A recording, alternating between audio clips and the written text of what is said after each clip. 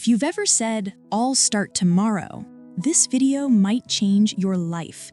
Because here's the truth: motivation isn't what you think it is.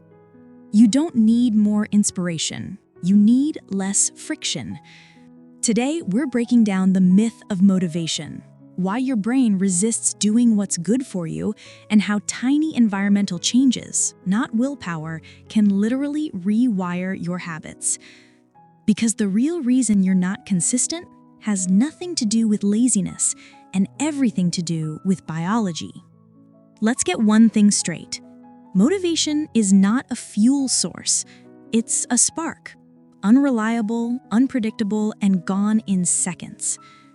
The problem, we treat motivation like it's magic. We wait for the right mood, the perfect Monday, or divine alignment of the stars. Spoiler, Jupiter doesn't care about your gym plan. The psychology behind this is simple. Motivation spikes when something feels novel or urgent, but your brain hates effort. So once the novelty fades, so does the motivation. That's why you can feel unstoppable one morning and completely numb the next. But here's where it gets scary. Your brain is built to sabotage motivation. Dopamine, the molecule of motivation, isn't released when you achieve goals. It's released when you anticipate them. That means your brain gets its dopamine before the hard work starts. So when the task actually feels boring, the brain says, "No thanks, I already got my reward."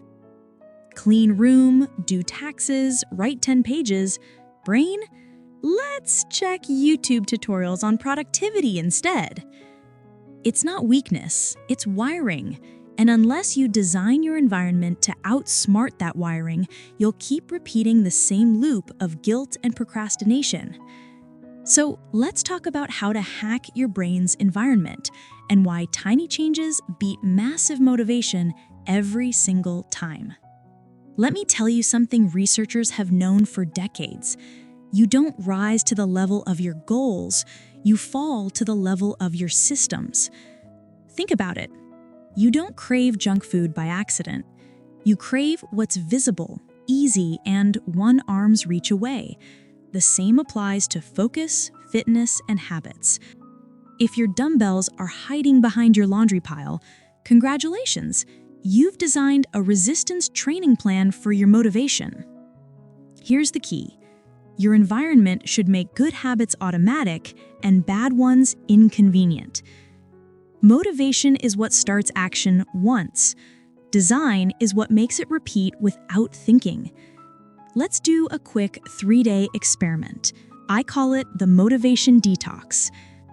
Day 1, remove friction. Whatever you want to start, make it stupidly easy. Want to read more? Put the book on your pillow. Want to exercise? Lay out your clothes the night before. Reduce choice, increase action. Day 2, add visual triggers. Create visual cues, a sticky note, a checklist, a reminder that screams at your lizard brain, "Hey, this is who we are now." Day 3, reward completion. Celebrate progress, no matter how small. Your brain learns faster when it feels pleasure at consistency, not at perfection. Try this for just 3 days, and you'll see how motivation was never the problem. When people hear discipline, they imagine restriction. But real discipline isn't punishment, it's freedom from negotiation. You stop waiting to feel ready. You start acting because it's just what you do now. You don't need motivation to brush your teeth, right?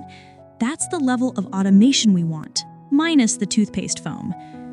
Motivation will always come and go, but habits, the boring, invisible ones, are what shape your entire identity.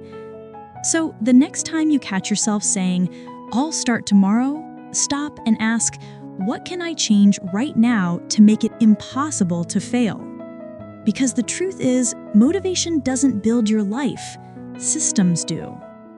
If this hit home, subscribe for weekly psychology breakdowns that turn theory into results.